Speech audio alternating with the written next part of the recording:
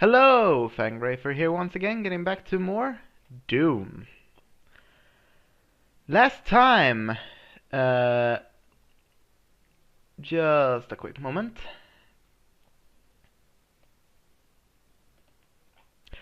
There we are. Now, last time we beat the game. We destroyed the Spider Mastermind, and we got to a portal back to Earth. However, something went through the portal and wreaked havoc. However, that's nothing we will be solving for a long time. Or until I decide to tackle Doom 2, but that's a story for another day. Now, in this episode, however, we're going to be taking a look at episode 4, Thy Flesh Consumed.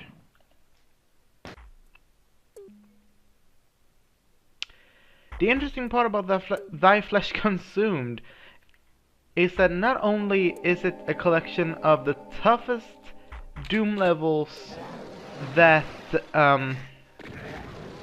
the developers ever put together, and you will really need to be a really good Doom player to beat them. I've been able to beat this episode once, but let me tell you, it was a tough episode and it took me a while to beat. So yeah, I'm not gonna play through the entirety of it in this video. But the interesting thing is that the level names, as well as the name of the episode itself, are taken from passages in the King James Version of the Bible.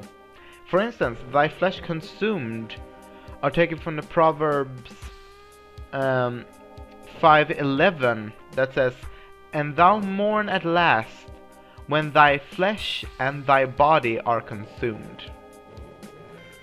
This level are known as Hell Beneath, and is taken from the Proverbs 15:24, which reads, "The way of life is above to the wise," or the way of life is above the way of life is above to the wise, that he may depart from hell beneath. Episode 2, which by the way contains the entrance to episode 9, level 2, which contains the warp to, or the exit to level 9, Fear, which isn't taken from any passage from the King James Version of the Bible, is called Perfect Hatred, and it's from Psalm 139:22. By the way, Baron of Hell. Yeah, this is a really tough as nails level. Oh god, I'm stuck. And I'm probably gonna die.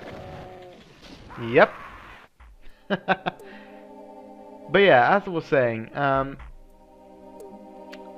Perfect Hatred is taken from Psalm 139:22. "I hate them with perfect hatred, I count them mine enemies." Stage 3 is known as me getting killed. Okay, no it isn't. But it might as well be.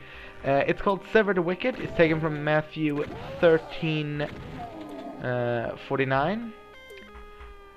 "So it was at the end of the world, the angel shall come forth and sever the wicked among the just."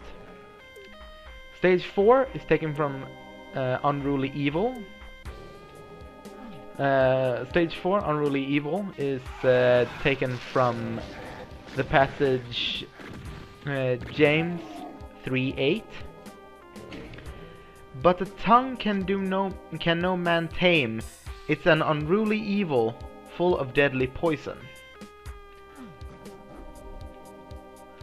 Stage 5 is taken from They Will Repent. Is taken from Luke 16:30. And he said, Nay, Father Abraham, but if one went unto them from the dead, they will repent. And now I need to pause because I actually do have all these written down. So, yeah, we're just gonna bring that down. Alright. Number 6. Stage 6, I mean. It's called Against the Wicked. It's from Psalm 139:20. For they speak against thee wickedly, and thine enemies take thy name in vain.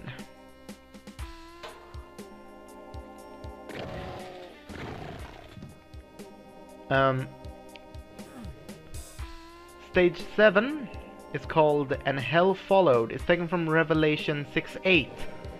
And I looked, and behold a pale horse, and his name on that, and his name that sat on him was Death, and hell followed with him. And power was given unto them over the fourth part of the earth, to kill with sword, and with hunger, and with death, and with the beasts of the earth. And last but not least, stage 8 is called Unto the Cruel. It's from Proverbs 5:9. Lest thou give thine honor unto others, and thy years unto the cruel. And of course the boss of Unto the Cruel is once again the Spider Mastermind. Now, story-wise, like I said, this episode isn't really part of the original Doom game. It isn't really part of the original Doom's story.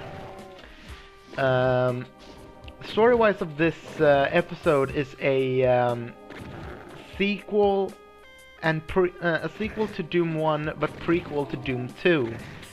Pretty much what this is an in-between story, as I like to call it. It's pretty much Doom guy finding yet another part of hell, or a part of Earth where hell is starting to corrupt Earth. It's actually a lot more. It's actually put a lot more on. Well, settings-wise, is closer to Doom 2 than Doom 1, because those of you who played Doom 2 and look out on the sky, you're probably thinking, well, that sky looks extremely close to Doom 2 and not Doom 1, because Doom 1 didn't have a sky like this. And to that I say, that is correct. Because once again, this episode of Doom is a lot more based on Doom 2 rather than Doom 1, considering that it's an in-between story that takes place between Doom 1 and 2. But yeah, I would definitely recommend anyone who played through the original Doom so many times that they can play through it without dying, and can pretty much predict where every enemy is located, and won't just completely go crazy seeing all of the different enemies that they put on. Like, for instance, why would they want to put a freaking Baron of Hell this early on the first level? It's weird, and it's extremely tense, especially when you don't have something like a plasma rifle or a rocket launcher this early. The only thing you have is a shotgun and your pistol and a chain gun. But most often than not, you will probably run out of bullets because you will use the chain gun a lot. like I have now. And if you play this episode on the GC Doom Interpreter, I would definitely recommend that you enable yourself to jump and mouse look. It's gonna save you so much pain.